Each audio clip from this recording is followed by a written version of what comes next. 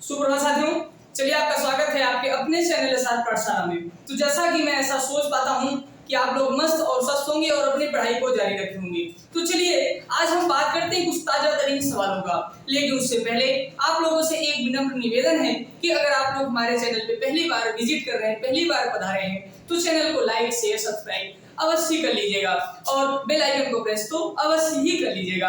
आइए बात करते हैं आज ट्रेंड में क्यों बना हुआ है, क्या ट्रेंड क्यों बना, ट्रेंड में बीएसएनएल। अगर बातें करें तो प्यारे साथियों पूरे भारत देश में आज बीएसएनएल और जियो ट्रेंड में बना हुआ है। लेकिन अगर वहीं बात करें तो बाइकॉट जियो हो रहा है, लेकिन अगर बात वही करें तो घर वापसी बीएसएनएल की हो रही है। अब जैसे कि होता नहीं कि दुल्हन को अपने घर ला रहे हैं, वैसे ही आज हम बीएसएनएल को भी अपने घर लाने वाले हैं। तो इसलिए आज बीएसएनएल इतना ट्रेंड में क्यों बना हुआ है, उन्हीं सारी बातों पे हम चर्चा करने के लिए आपके सामने उपस्थित हुए हैं। क्यों बीएसएनएल ट्रेंड में बना, क्यों जियो बाइकआउट हो रहा है, बीएसएनएल ने अभी तक हमको क्या क्या दिया, आगे क्या क्या देने वाला है। आप वीडियो में बने रहिएगा, सारी बातें आपको धीरे धीरे अवश्य ही हम जरूर से जरूर बता पाएंगे। आइए बात करते हैं कि लोगों का रुख जियो को लेकर क्यों बदला। अगर बात करें जियो बहुत ही अच्छा चल रहा है भारत में, लेकिन आज हम भारतवासी जियो को लेकर इतना खफा क्यों हैं। जैसा कि प्यारे साथियों आप लोगों को ये अवगत अवश्य ही होगा कि आज हमारे यहाँ पूरे भारतवर्ष में जब हम बात करते हैं जियो को लेकर के, तो जियो एक अच्छा वो व्यवस्था बनकर आया है जो भारत में इंटरनेट के जगत में वास्तव में क्रांति लाने का कार्य किया है। लेकिन प्यारे साथियों क्रांति तो लाया, लेकिन उसका ये मतलब कतई नहीं है कि हम लोगों को वो गुलाम बनाकर ही रखे। इसका मतलब ये नहीं है कि वो जितना मन करे उतना उसका दाम बढ़ाता चला जाए। यही बीते कुछ दिनों में यही सारी बातें अभी हमारे मार्केट में दौड़ रही हैं। उसी को लेकर के आज बीएसएनएल ट्रेंड में क्यों बना हुआ है, इन्हीं सारी बातों पर चर्चा करेंगे। तो मेरा पहला टॉपिक रहा है कि लोगों का रुख बदला जियो को लेकर के। हाँ, वास्तव में लोगों का रुख बदला जियो को लेकर। अच्छा, क्यों बदला? क्योंकि जियो ने अपने जितने रिचार्ज हुआ करते हैं उन सभी रिचार्जों पे उन्होंने 25% दाम इंक्रीज कर दिया है। मतलब अगर रेट की बात करें तो उसका जितना पूरा टोटल रेट हुआ करता था उसका 25% रेट बढ़ा दिया। इसलिए लोगों ने जियो के प्रति अपनी संवेदनाएं व्यक्त करना शुरू कर दी। लेकिन अगर प्यारे साथियों बात करें, क्या जियो ने इतना रेट बढ़ा दिया? क्यों बढ़ा दिया? तो साथियों आपको पता है कि जब वो नचनिया अपने बेटे की शादी में मंगाएंगे 204 करोड़ के, 74 करोड़ के, मतलब अगर बातें करें G20 में खर्च हो रहा है 990 करोड़, वो अपने बेटे के प्री वेडिंग में खर्च कर दे रहे हैं 2500 करोड़ रुपए। तो कहीं नहीं लूटेंगे तो हम ही आपसे ना। ये मोनोपोली हुआ कि नहीं हुआ? तो इसीलिए हम लोग को जानने और जागने की आवश्यकता है प्यारे साथियों। तो आइए हम बात करते हैं अपने प्यारे बीएसएनएल की। तो बीएसएनएल की घर वापसी क्यों? तो साथियों जियो को लेकर जनता को ठगी हुई महसूस की।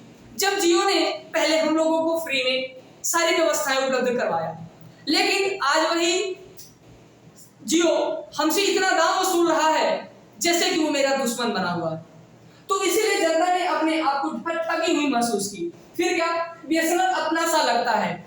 कुछ भी हो जाए प्यारे साथियों, अपना अपना ही होता है, अपना खून अपना ही होता है। चाहे वो आपसे कितना लड़े, चाहे वो आपसे कितना झगड़े, चाहे वो कितना अपना लॉस में जाए, लेकिन साथ देगा तो आपका अपना ही खून साथ देगा। तो प्यारे साथियों जो बीएसएनएल है वो अपना सा है, वो अपना सगा हुआ महसूस करता है आपके अपनों के साथ, तो इसीलिए वो अपना सा लगता है। अगर बात करें इस समय मार्केट में ये बातें बहुत तेजी के साथ ट्रोल कर रही हैं, क्या पोर्ट टू बीएसएनएल। लोगों ने मार्केट में ये व्यवस्था पूरा फैला दिया है पोर्ट टू बीएसएनएल। और आपको ये भी बता दें कि जानकर आपको खुशी होगी कि कम से कम 4 करोड़ सिम आज के अभी तक जो डाटा मेरे पास उपलब्ध हुआ है, 4 करोड़ सिम जियो से पोर्ट हो चुकी है बीएसएनएल में। प्यारे साथियों इतना ज्यादा मतलब ट्रेंड चल रहा है कि बाइकआउट जियो। और हम आप लोगों को भी एक्टिव होना है, सक्रिय होना है, इसमें अवश्य ही भागीदारी लेनी है। तो ये सारी बातें रही। तो हाँ, एक अच्छी बात आपके सामने जो निकल कर आई है वो क्या है कि अगस्त में 4G जो है वो जियो लॉन्च कर देगा। उसके बाद अगर बातें करते हैं बीएसएनएल का इतिहास, बीएसएनएल पहले पहले से ही बीएसएनएल में था या उसका नाम हम लोगों ने बीएसएनएल रखा, क्या कैसी व्यवस्थाएं रही, उन्हीं सारी बातों पे हम गहन अध्ययन करने वाले हैं। पहला कहिए 1852 में टेलीग्राफ को इन्होंने संचालित किया। तो सर्वप्रथम जब बात करते हैं भारत में इंटरनेट की या कुछ ऐसी व्यवस्थाओं की जिससे हम एक दूसरे से कम्युनिकेशन में अच्छा कुछ काम कर सके, तो उसमें सर्वप्रथम 1852 में बात करें तो 1852 में टेलीग्राफ का चयन किया गया और टेलीग्राफ को लाया गया। अगर बातें करें तो 1854 मतलब 1854 में जनता के लिए टेलीग्राफ को लागू कर दिया गया। फिर दौर आता है कि कहां पहला लागू किया गया, तो टेलीग्राफ को मुंबई टू पुणे लागू किया गया। कहां? मुंबई से पुणे के बीच में चलाया गया। फिर अगर बात करते हैं कि 1885 में इंडियन टेलीग्राफ एक्ट बना। क्या? 1885 में इंडियन टेलीग्राफ एक्ट बना, जिसके तहत हम लोगों को टेलीग्राफ आगे चल करके मुहैया कराया जाए कि हाँ, भारत के निवासियों को भी टेलीग्राफ दिया जाने लगा। किस एक्ट के तहत? 1885 के एग्जाम पॉइंट से बहुत ही जरूरी है, करंट में क्वेश्चन बनेगा ही बनेगा, इसलिए आप लोगों के लिए इसको तो नोट कर ही लेना है। 1885 में उसके बाद क्या हुआ? 1980 में टेलीग्राफ प्लस डाक का विभाजन हो गया। आपको पता है साथियों, जब डलहौजी आया था उन्होंने डाक व्यवस्था को लागू किया था। उसके बाद क्या हुआ कि टेलीग्राफ बन गया, दोनों को मर्ज किया गया था। लेकिन 1980 के दशक में जब हम लोग स्वतंत्र हो गए 1947 में, उससे करीब 40 से 45 साल बाद हम लोग ने क्या किया? डाक व्यवस्था और टेलीग्राफ व्यवस्था को विभाजन कर दिया। फिर 1900 के बाद 1980 के बाद बीएसएनएल की नींव पड़ना शुरू हुई। मतलब जब हमने टेलीग्राफ को और उसको क्या कहते हैं, डाक व्यवस्था को, दोनों को अलग किया, तो अब यहां से व्यवस्था शुरू हुई बीएसएनएल की। अब बीएसएनएल की नींव पड़ना शुरू हो गई। कब? 1980 के दशक में। फिर एक दौर आता है 2013 में। तो 2013 में बीएसएनएल ने अपना टेलीग्राफ बंद कर दिया। मतलब जो टेलीग्राफ यहाँ चल रहा था 1952 में, अब वो टेलीग्राफ 2013 में बंद हुआ। उसके बाद दौर आता है 2000 का। तो बीएसएनएल ने क्या क्या दिया? अगर हम बातें करें भारत को बीएसएनएल ने कब क्या क्या व्यवस्थाएं, क्या क्या चीजें मुहैया कराई हैं, तो उसमें अगर हम बात करते हैं तो बीएसएनएल ने सर्वप्रथम हमको क्या दिया? 2000 में इंटरनेट की व्यवस्था हमको प्रोवाइड किया। अब हम बातें करें कि जैसा हमारा भारतवर्ष 2000 में, आपको पता है कि हम लोग 200, 300, 400 रुपए दिया करते थे 1 GB नेट के लिए, वो पूरे महीने के लिए। साथियों, आज जो आपको पर डे मिल जाता है जियो का सिम, तो जियो ने अच्छा काम किया, नो डाउट, इसको मैं नहीं बोलता हूं कि नहीं जियो ने वो अच्छा काम नहीं किया, लेकिन अब वो गलत कर रहा है ना। अब इतना पैसा ले रहा है कि 300 रुपए, 400 रुपए, वो भी जहां हमारा महीना होता है 12 महीने का। मोबाइल फोन वालों ने, कंपनी जियो रिचार्ज की कंपनियों ने इसको कर दिया है 14 महीने का, 13 महीने का। तो कहीं ना कहीं ये गलत है।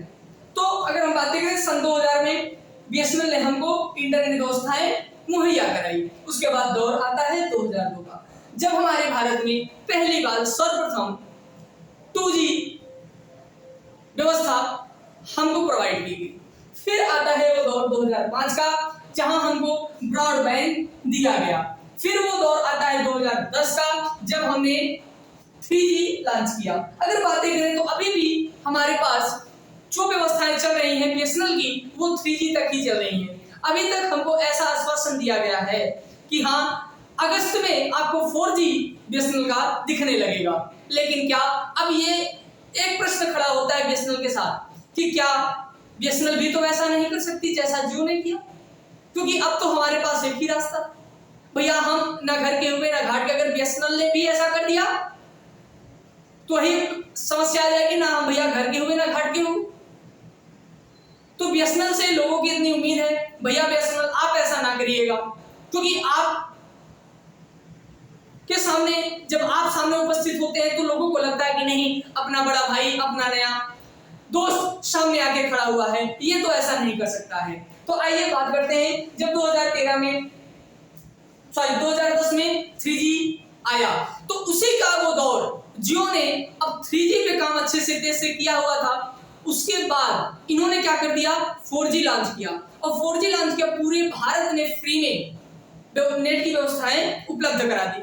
जब पूरे भारत में नेट इंटरनेट की व्यवस्था उपलब्ध हुई तो कहीं ना कहीं अब जो बीएसएनएल था वो पहले से घाटे में चल रहा था, अब वो और घाटे में चला गया। अब जियो ने यहाँ पे गेम खेल दिया, क्योंकि धीरे धीरे जो व्यवस्थाएं चल रही थी उसने पूरे गांव में जियो कर दिया। अब जब पूरे गांव में जियो पहुंच गया तो लोगों ने बीएसएनएल को बाइकआउट करना शुरू कर दिया, मतलब बीएसएनएल को छोड़ना शुरू कर दिया। इसलिए आज बीएसएनएल इतने लॉस में चल गई है कि उसको खड़ा होना ही बहुत बड़ी बात हो जाती है। लेकिन खैर कोई बात नहीं, जहां हम बात करते हैं अपने बड़े भाई की, वो चलना जानता है तो दौड़ना भी जानता है। आने वाले समय में साथियों बीएसएनएल को इतना सपोर्ट करिए ना कि जियो को पता चले कि हाँ वास्तव में जनता में ताकत होती है, तो वो कुछ भी कर सकती है। नहीं तो हम लोग ये सोचते हैं कि भैया मेरे लिए थोड़ी बड़ा है, सबके लिए बढ़ गया है, तो ये कतई ना सोचे। आइए बात करते हैं कि बीएसएनएल का जियो से पीछे होने का कारण। जब हम बात करते हैं कि बीएसएनएल क्यों पीछे हुआ तो उसके कई कारण मेरे सामने उपस्थित होते हैं। उसमें सर्वप्रथम मेरा कारण क्या रहा है, लैंडलाइन की कमी होना। जब हम बीएसएनएल का कोई भी कनेक्शन लेने जाते थे तो लैंडलाइन की कमी हो जाती थी, मतलब अगर बातें करें तो कनेक्शन ही मेरा नहीं हो पाता था।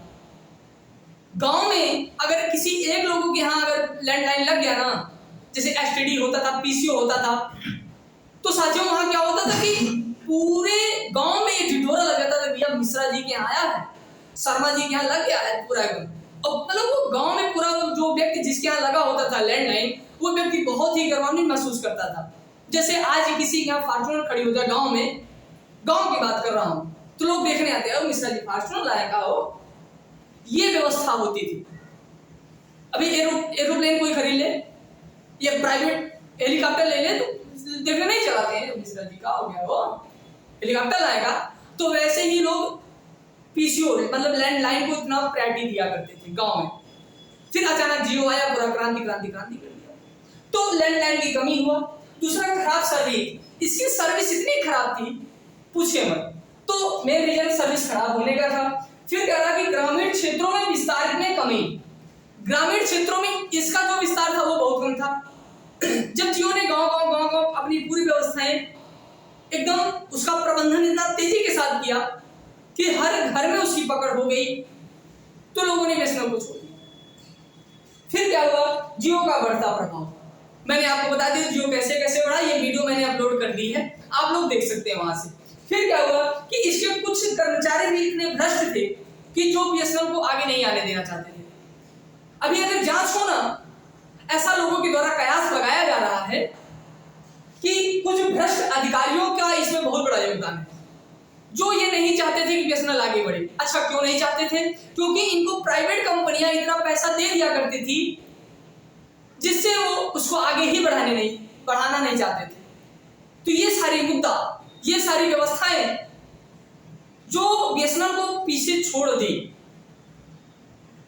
ये आपके सामने हमने प्रस्तुत किया।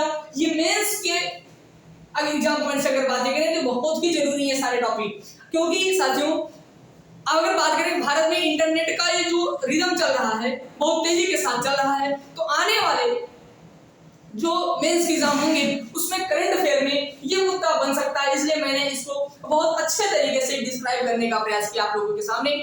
तो अगर आपको ये वीडियो पसंद आई हो तो वीडियो को लाइक शेयर सब्सक्राइब अवश्य ही करिएगा। तो आप इसका स्क्रीनशॉट लेना चाहें तो ले ही सकते हैं, नहीं तो फिर क्लास को मैं आज यहीं पे रोकना चाहूंगा, क्योंकि वीडियो अच्छी वीडियो मैं आपके सामने और लेकर प्रस्तुत होऊंगा। अगर वीडियो पसंद आई हो तो लाइक शेयर सब्सक्राइब अवश्य करिएगा। मिलते हैं नेक्स्ट क्लास में, तब तक के लिए जय हिंद।